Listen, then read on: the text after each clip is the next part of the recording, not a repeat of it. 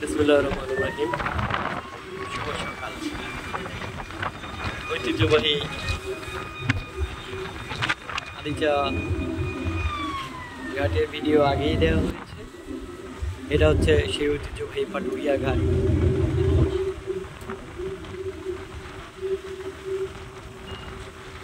সেই প্রকৃতির সাথে প্রকৃতি, নদী সব কিছু মিলিয়ে যেখানে একাকার।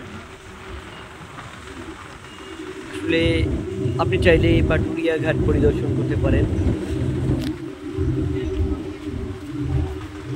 যেখানে দেখুন ফেরি ওঠার জায়গা, পল্টন বলে এটাকে। ওই সুদূর দেখা যায় আরও একটি ফেরিঘাট। এই কাছেটা হচ্ছে ওই যেটা কোনো ফেরি না, এটা 4 নাম্বার, ওটা 5 নাম্বার।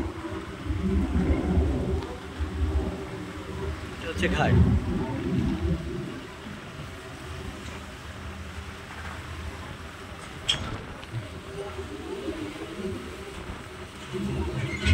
নদী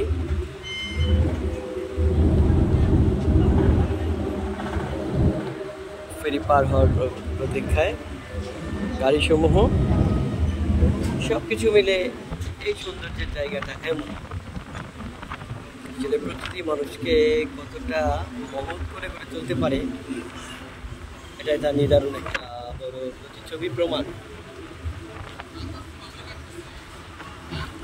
নদীর পাড়েই গাড়ি, ধৌতকরণের জন্য স্পেশালি আর কিছুর প্রয়োজন হয় না।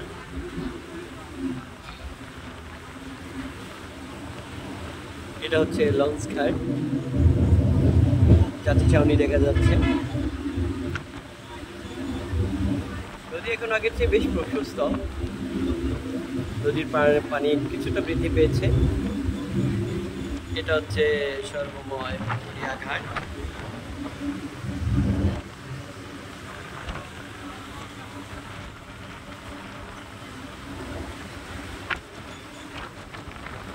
ছেড়ে যাচ্ছি ওই পাড়ের উদ্দেশ্যে।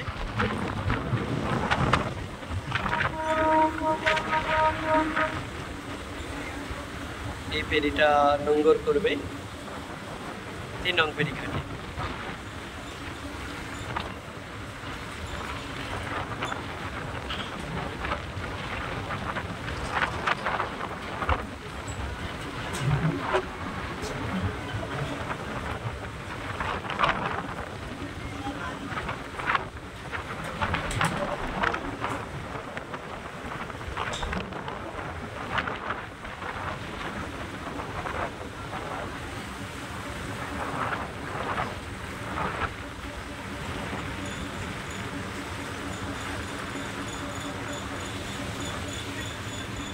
সুবিশাল ফেরি।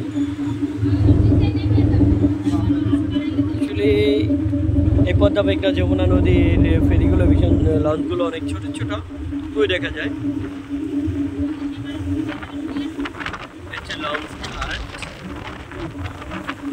এবং এদিক দিয়ে এই রাস্তাটা ধরেই নদীপথে আরিচা পৌঁছতে হয়। এখান থেকে যেতে 20 মিনিট সময় লাগতে পারে। আরিচা থেকে পাটুরিয়ার দূরত্ব, নৌপথের দূরত্ব 20 মিনিট হতে পারে, 20-15 এরকম মিনিট হতে পারে।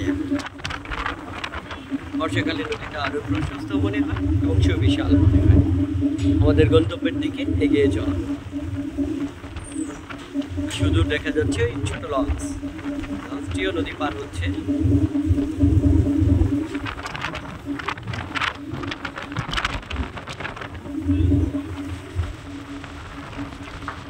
এই সুবিশাল নদী, যে নদী এই অঞ্চলের মানুষের যোগাযোগের অন্যতম মাধ্যম এবং এই অঞ্চলের মানুষের জীবিকার অন্যতম প্রধান ভরসার জায়গা এই নদী।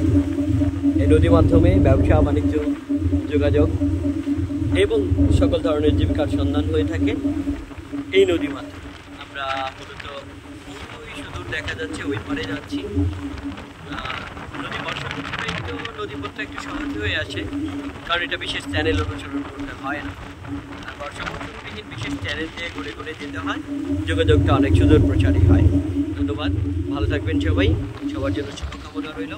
এবং যদি সম্ভব হয় পাটুরিয়া ঘাট ফেরিতে লঞ্চে পরিদর্শন করতে পারেন। মনোজগতের এক স্থানের জায়গা হবে এই আরিচা পাটুরিয়া বা দৌলতদিয়া কাজিরহাট। এই যাত্রাটা হতে পারে আপনার জন্য একটি নিরাপদ ফেরি ভ্রমণ এবং লঞ্চ ভ্রমণের একটি মাধ্যম, এবং সেই সাথে উপভোগ করতে পারেন নদীর প্রকৃতি এবং সৌন্দর্য। ধন্যবাদ। ভালো থাকবেন।